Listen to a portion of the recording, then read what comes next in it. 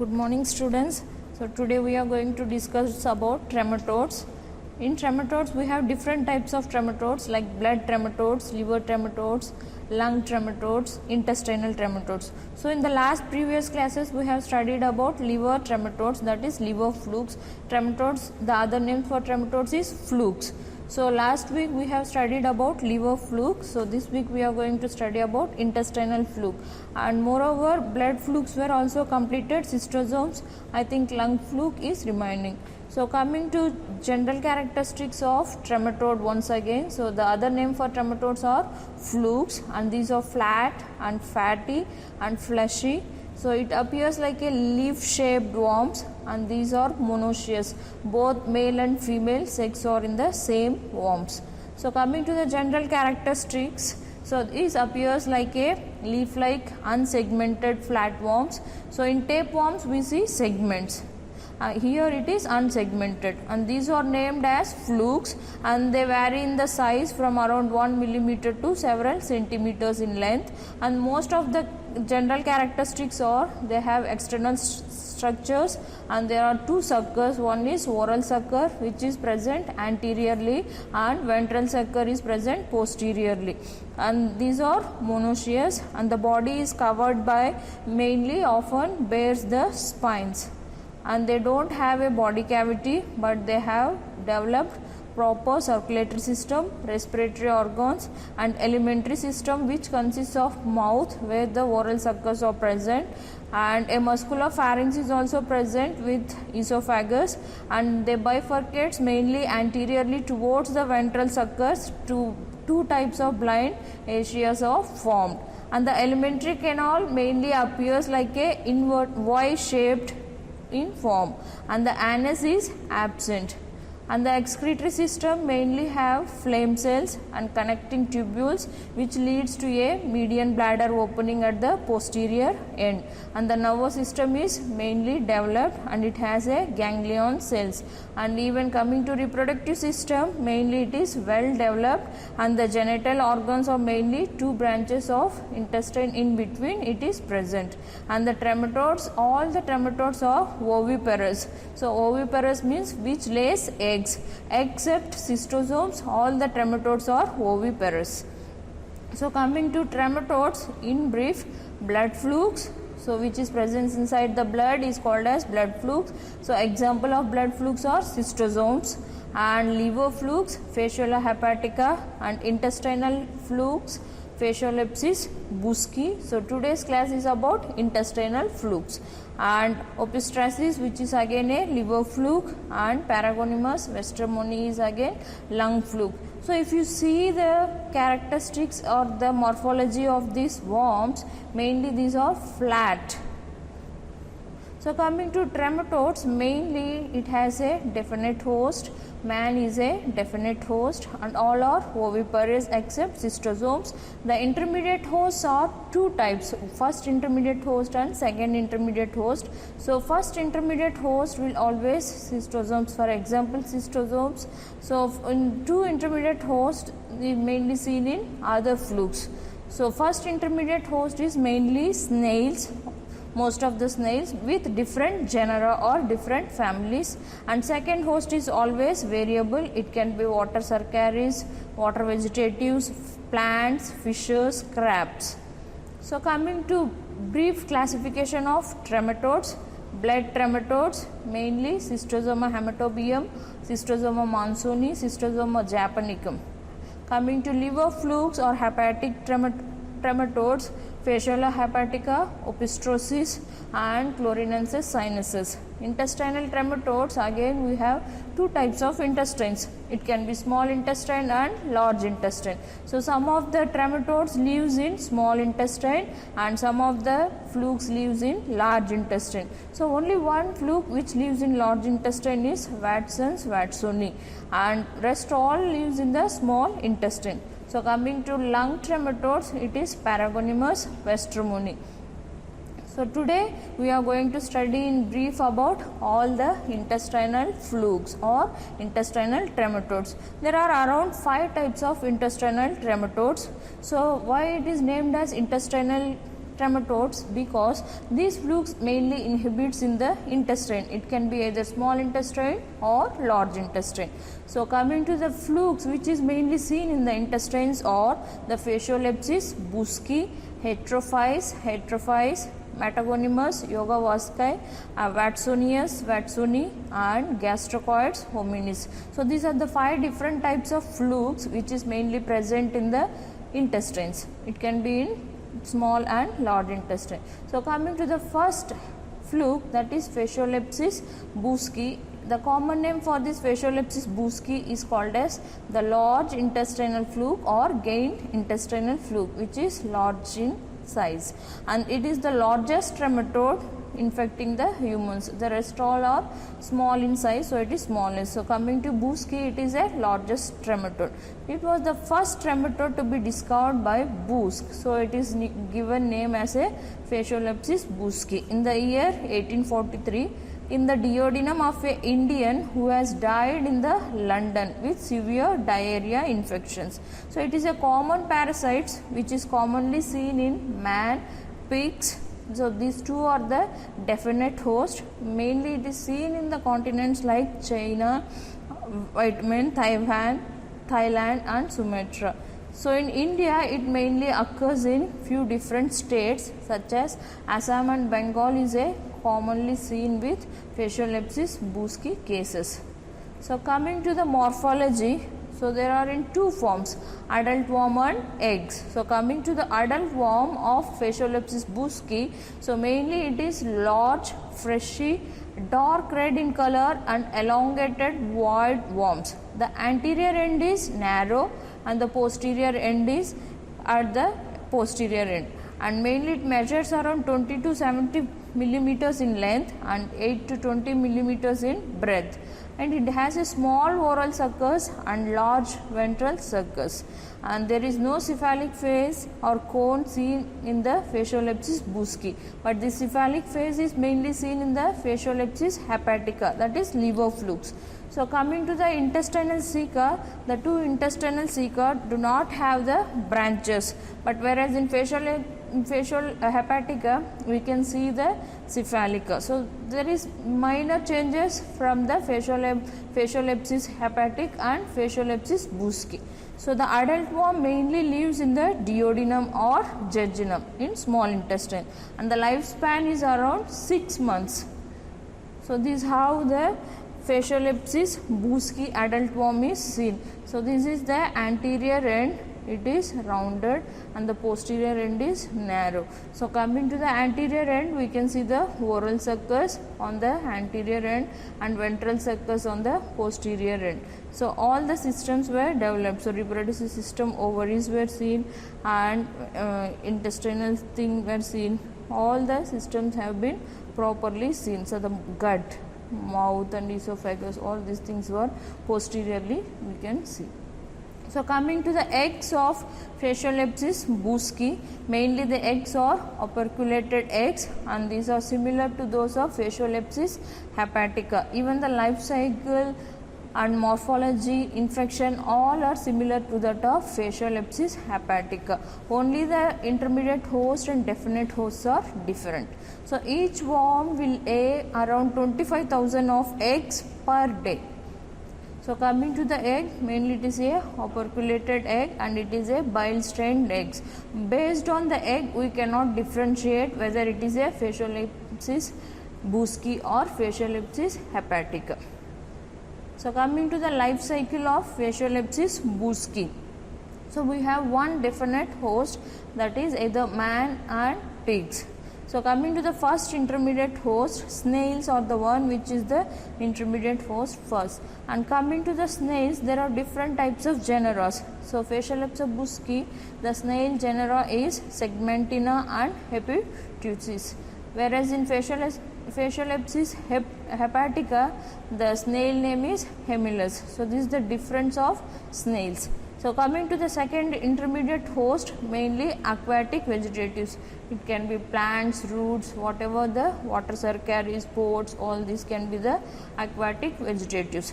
So coming to the life cycle, First, man acquires this infection by ingestion of the Metacercariae.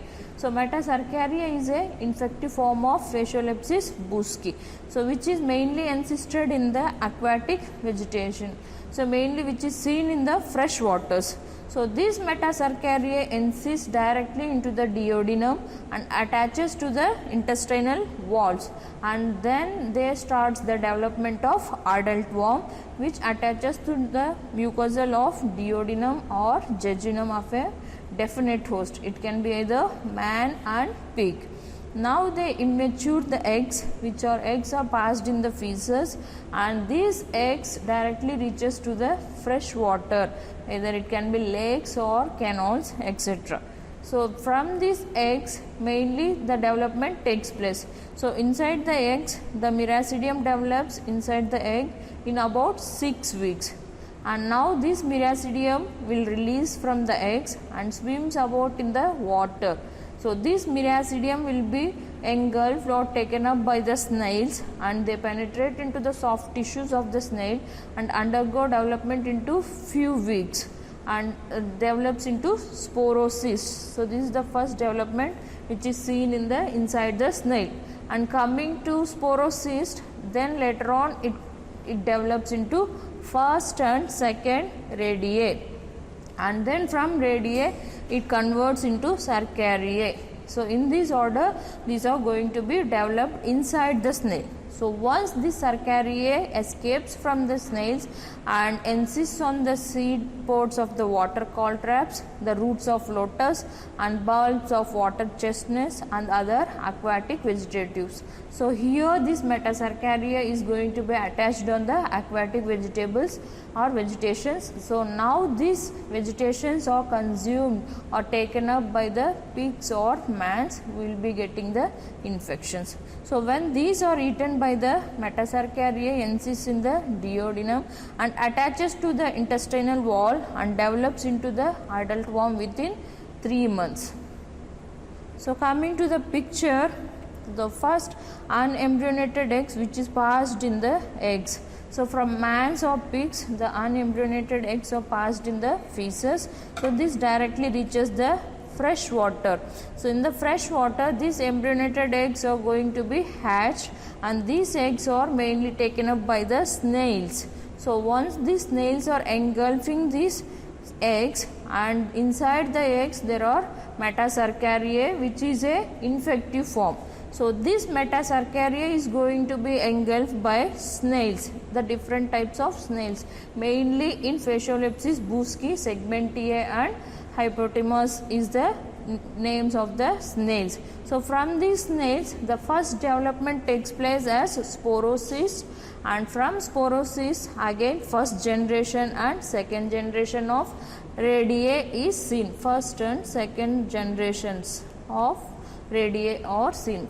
After this radiae the cercariae is developed. So once this cercariae has been developed inside the snails, so they are mainly coming out from the snails and reaches in the free water, that is freely swimming cercariae. So now these cercariae are attaches to the vegetative plants and some of the roots of lotus and pods, everything. So these, if it is consumed by the human beings or pigs, so pigs and human beings are the definitive host. If these both are engulfed by this Metacercariae, so directly reaches the duodenum and reaches into the starts developing into adult worm in the small intestine. It can be either duodenum or jejunum, either duodenum or jejunum. At least it say 3 months for development of adult worm. Then the eggs have been again laid by the adult worm. There are around 25,000 of eggs per day has been hatches by this adult worm.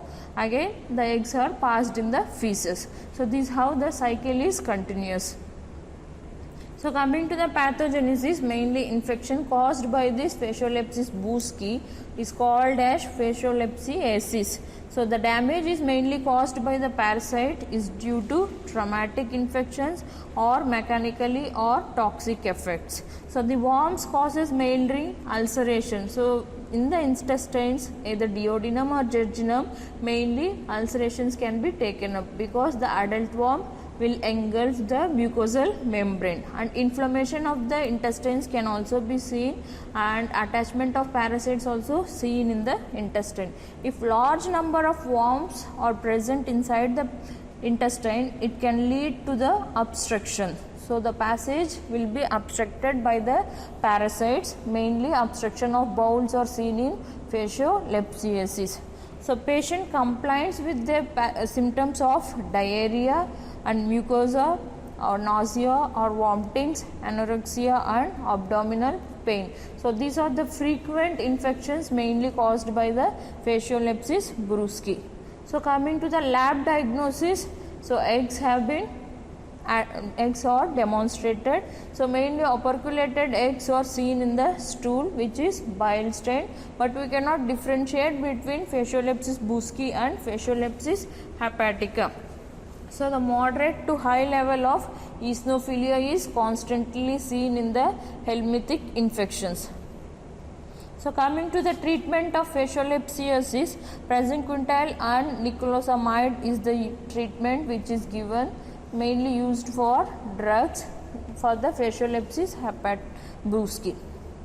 So coming to the prophylaxis, mainly health education is very important, avoiding of eating raw aquatic vegetations, and if we are eating also, it should be properly cooked, or before consumption it should be immersed in the hot water, so where the parasites can be killed up. And destruction of snails or molluscum is very important, where we can use the molluscicides, and sterilization of night soil is used before the fertilization. So coming to the other intestinal fluke, so this completes about Fasciolepsis buski. The other infection which causes intestinal fluke is Heterophyes. So coming to this Heterophyes, this is the smallest parasite mainly seen in the man. So the adult worm lives in the small intestine of definite hosts like cat, dog, fox, wolf and man. So these eggs are also a operculated, ovoid, light brown in color, passed in the feces, and mainly it hatches after ingestion. Intermediate molluscum host and snails are the intermediate hosts. So after passing through the sporocytes, two generations of radii is developed and Cercaria which leaves the molluscum and consists of the freshwater fishes, same life cycle of Fasciolepsis buski. So definite host mainly acquires the infection by ingestion of the raw vegetations or inadequately cooked fish or harboring the metacercaria. So the infective form is metacercaria. So in the small intestine, the infection can lead to again colicky pain, that is abdominal pains, and mucus diarrhea. The Heterophyes may be carried out even to the lymphatics of ectopic sites, the other sites, and leads to infections such as heart and brain can also be involved. Diagnosis, the eggs are detected in the feces, and the prevention, mainly fishes are well cooked or frozen prior to the ingestion. So this is how we can be aware of or overcome this Heterophyes infection. So coming to the other species, Mentagonimus yogowaki. So this is again a intestinal fluke. Mentagonimus yogowaki resembles same like heterophile in the habitat, size and shape. So these eggs are resembles those of heterophile, and the parasite is prevalent in many countries like southern part of Japan, China, Korea, Taiwan and Siberian, where the seafoods are consumed more. And coming to the life cycle of Mentagonimus yogowaki, it is similar to that of heterophile, and the pathogenesis is effective, consists of mucus diarrhea and ectopic lesions where heart and brain is again involved. So most of these are intestinal flukes. So commonly we see diarrhea, nausea, vomitings all the abdominal discomforts. So diagnosis is mainly based on the detection of egg. So coming to the other fluke, Watsonius watsoni. So Watsonius watsoni infects various primates in Africa and Asian continents. Mainly human infections with these parasites are found only in one place, that is West Africa Negro, who has died with a severe diarrhea. So after that we have not reported or we have not seen any reports from the entire world about this Watsonius watsoni, but still this also a intestinal fluke which causes diarrhea infection. So coming to the last intestinal fluke, that is Gastrococcoides hominis.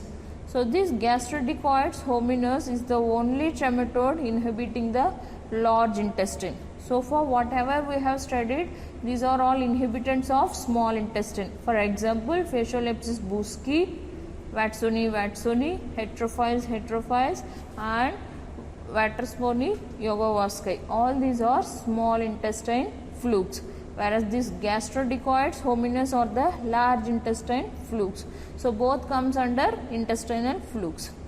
So this was first discovered by Lewis and McNaull in the year 1876. Mainly the parasite is seen inside the cecum of a Indian patient suffering from the diarrhea. So it has been reported from the Indian many states like Assam, Bengal, Bihar and Orissa.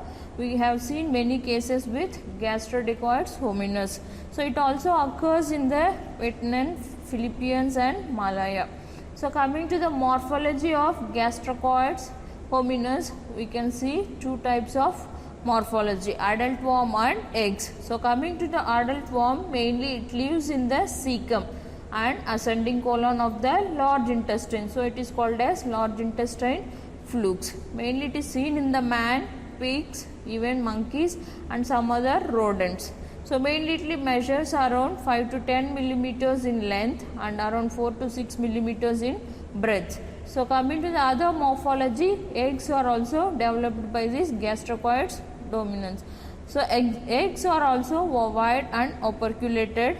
The size of the egg is around 150 micron meter and by 60 to 70 micron meters. So these eggs are passed in the feces and reaches to the fresh water and hatches and miracidium is released. The life cycles of all the small intestines is similar. So miracidium penetrates into the aquatic molluscum, and with this molluscum miracidium transfers into sporocysts and first and second generation of radiae and finally into the cercariae. So these cercariae are released from the molluscum and encyst as a metacercariae on the vegetative and the snails. So this metacercariae is a infective form of trematodes. Man and other animals get infection by this ingestion of vegetations or snails. So if it is not properly cooked or not fresh taken, then the human beings will be getting these infections. So coming to human infections with Gastrococcoides hominis mainly leads to edema of the intestinal walls and mucus diarrhea. The infection can be prevented by avoidance of consumption of the uncooked vegetation. So if we are cooking it, we have to cook it in a proper way. Before cooking, we have to soak in the hot water or clean it with the hot water where the parasites can be killed. So this completes the intestinal flukes. Okay, so there are two types of intestine, small intestine and large intestine. So only one trematode is seen in the large intestine, that is Gastrococcoides hominis. Okay, in the cecum or ascending colon.